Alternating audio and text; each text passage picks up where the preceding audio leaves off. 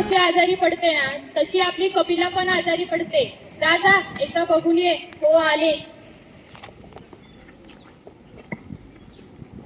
ए आई चल लवकर, कपिलेला काहीतरी झालंय. काय काय झालं कपिलेला? थांब थांब मी त्यांना फोन करते. हॅलो. अहो आपली कपिला, तुम्ही लवकर या डॉक्टर साहेबांना घेऊन.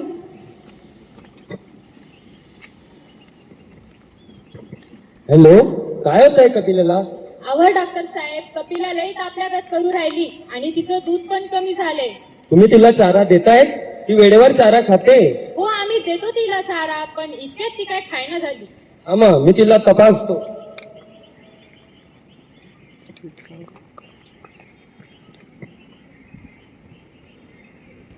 मला असं वाटतंय कपिलाच्या पोटात काहीतरी साचल्यामुळे इन्फेक्शन झालंय. मग आता डॉक्टर साहेब? आता तिचे ऑपरेशन करावं लागेल, पण तुम्ही घाबरू नका. अगं शारदे, काय झालं असेल आपल्या कपिलेला? अहो मी तुम्हाला सांगितलं होतं तिच्याकडे लक्ष द्या, पण तुम्ही काय तिच्याकडे लक्ष दिलं नाही. हो ना आई बाबा, आपण दररोज तिला हिरवागार चारा खाऊ घालत होतो. आपण रोज तिला एकटीला चरायला सोडत होतो. आता तिच्या पोटात काही गेलं असेल तर? अरे देवा, आता काय झालं असेल माझ्या कपिलेला? आता कसं होईल तिचं? अहो पण तुम्ही नका काळजी करू. डॉक्टर साहेब आले, ते बघत असतील आपल्या कपिलेला. डॉक्टर काका कशी आहे आमची कपिला? बेटा कपिला आता बरी आहे. पण डॉक्टर काय निघालं कपिलेच्या पोटात? कपिलेच्या पोटात तब्बल 3.5 किलो प्लास्टिक होतं. काय कपिलेच्या पोटात प्लास्टिक? हो बेटा, प्लास्टिक. अहो डॉक्टर साहेब, आमच्या खेड्यापाड्यात कुठला आलाय प्लास्टिक? हो सुभाषराव, आता कसलं खेड आणि कसलं शहर, सगळीकडे प्लास्टिकच प्लास्टिक झालंय. तर घाबरण्यासारखं काय नाही. मी तिच्या पोटातलं प्लास्टिक काढलंय. प्लास्टिकामुळे तिला ताप येत होता, ती तापल्यागत करत होती, तिची इम्युनिटी कमी झाली होती. पण आता तिचं दूधही वाढेल आणि ती चाराही खाणार. आणि सुभाषराव, तुमच्या कपिलाची काळजी तुम्ही घ्यायलाच हवी. अहो सुभाषराव, तुम्ही तुमच्या कपिलाची योग्य ती काळजी घ्यायला हवी होती. तुम्ही तिच्याकडे दुर्लक्ष करायला नको होतं. आपण प्लास्टिकचा उपयोग करतो, पण गरज संपल्यानंतर आपण ते प्लास्टिक टाकून देतो. मग कपिलासारखे प्राणी ते त्यांच्या अन्नाच्या शोधामध्ये भटकत असतात. मग ते अन्नाच्या स्वरूपामध्ये प्लास्टिक सेवन करतात. मग आपल्याला जाणवत नसलं तरी ते प्लास्टिक त्यांना हानिकारक ठरत असते. आता समजलं का तुम्हाला? हो, माझंच चुकलं. मी माझ्या कपिलेवर दुर्लक्ष केलं. आजपासून मी माझ्या कपिलेची नेहमी काळजी घेईल. आज ही वेळ माझ्या कपिलेवर आली आहे, उद्या ही वेळ तुमच्या कपिलेवर येऊ नये म्हणून प्लास्टिकचा वापर टाळा. प्लास्टिक छोडो, प्लास्टिक छोडो,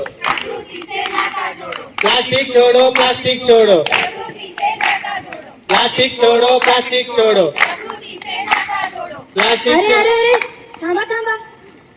अरे प्लास्टिक रस्त्यावरती नाही टाकायचं, हे मान्य. मग नक्की त्याची विल्हेवाट कशी करायची? अरे अरे मला एक सुचलंय. आपण प्लास्टिक काढू शकतो ना? ना रे गाबास, ना बजेगी बासुरी. अरे अरे एवढं काय ओरडताय? मी तर फक्त प्लास्टिक जाळूच म्हटलं, मग यात चुकीचं काय म्हटलं? तुला नाही माहित प्लास्टिक जाळल्याने काय होतं? काय काय काय होतं? अरे देवा, बघा मंडळी, तिला माहितच नाही प्लास्टिक जाळल्याने काय होतं. काय तुम्हालाही माहित नाही? या बघूया मग. आता आपण जाऊ एका निमशहरी भागातल्या एका छोट्याशा गल्लीमध्ये, जिथे खूप भांडखोर लोक राहतात.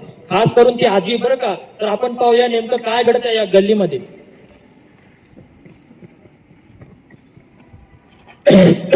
बाधिका माझे कुठून दूर येतंय, इकडे खूप त्रास होतोय याचा. अहो थांबा बघते. परमेश्वरा गुडघे लय दुखायला बाबा. कोण काय करताय? कोणतरी जायतय वाटतंय. हिचा मुडदा पसरूला हिचा. थांबा चांगलंच बघते हिच्याकडं. काय ग काय करतीस? अगं आमचं तांब्याचं पेशंट आहे आणि ही काय जागा आहे वय कचरा जाळायची? बघा ना आजी, यांनी आमच्या ग्राउंड वरती तर कचरा करूनच ठेवला, आता रस्त्यावरती पण कचरा जाळताय. कचरा जाळला तरी लोकांना त्रास नाही. साधा कचरा? अगं अख्खा काळा धूर निघतो या आणि साधा कचरा म्हण तू. अख्खा काळा धूर निघतो या आणि साधा कचरा म्हण तू. प्लास्टिक जाळलंस कशाला? काय घालणार, दूर कमी नाही झाला? ए तू कधी पाहिजे तुला समजत नाही का असं मोकळ्या जागी नसतं जाण्याचं प्लास्टिक. अगं हे सॉरी ना तुझ्याकडेच राहू दे. तू त्या सॉरीचं काय लोणचं घालू आहे मी. हो ना काकू, प्लास्टिक रिसायकल पण करू शकते ना. अगं बाळा, मलाही माहितीये प्लास्टिक रिसायकल होतं, पण ते रिसायकलिंग म्हणजे नक्की काय कोणाला माहिती. अरे हे पूर्ण काय लावलंय तुम्ही. सायकल सायकल सायकल सायकल नाही माझी, रिसायकल हळू रिसायकल. हळू बरं ऐकायला येतं मला, पण हे रिसायकल म्हणजे काय. रिसायकल सांगतो मी काय असतं रिसायकल. आले हे काका ऐकवायला. रिसायकल म्हणजे काय, नवीन प्लास्टिक निर्मिती नियंत्रण आणण्यासाठी वापरली जाणारी प्रक्रिया असते. त्यासाठी काय आपल्यालाच पुढाकार घ्यावा लागेल ना. आपण काय करू शकतो, घरातला कचरा टाकताना त्यामध्ये प्लास्टिक टाकूच नका, जमा करा व भंगारमध्ये द्या.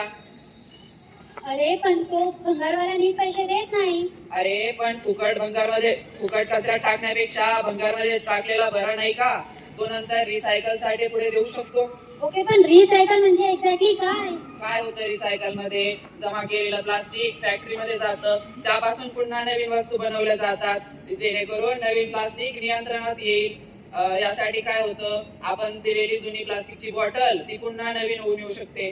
पण रिसायकल करायची काय गरज आहे. आपण तर प्लास्टिकची बॉटल पुन्हा पुन्हा वापरू शकतो ना. बरोबर आहे तुमचं, पण काय होतं, प्लास्टिकच्या बॉटलवर कधी निरीक्षण केलंय का तुम्ही, त्याच्यावर एक्सपायरी असते. एक्सपायरी कशासाठी, पाणी काय एक्सपायर होत नाही, पण ते प्लास्टिक होतं. प्लास्टिक एक्सपायर झालं की त्याचे हानिकारक घटक पाण्यामध्ये मिसळले जातात, जेणेकरून आपल्या आरोग्यालाही हानी पोहोचते, पर्यावरणाला तर त्या प्लास्टिक हानी पोहोचतच आहे.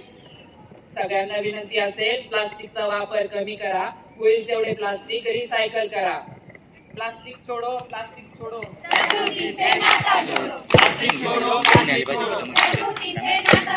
प्लास्टिक छोडो, प्लास्टिक छोडो. अरे रे रे, थांबा थांबा. अरे पण प्लास्टिक फेकायचंही नाही, जाळायचंही नाही, मग त्याच्यासोबत नक्की काय करायचं. मी सांगते काय करायचं. प्लास्टिक नष्ट होत नाही एवढं सोपं नसतं, त्याला शेकडो वर्ष लागतात नष्ट व्हायला. बरोबर आहे, आणि म्हणून सगळ्यात आधी तर प्लास्टिकचा वापर हा पूर्णपणे टाळावा. यालाच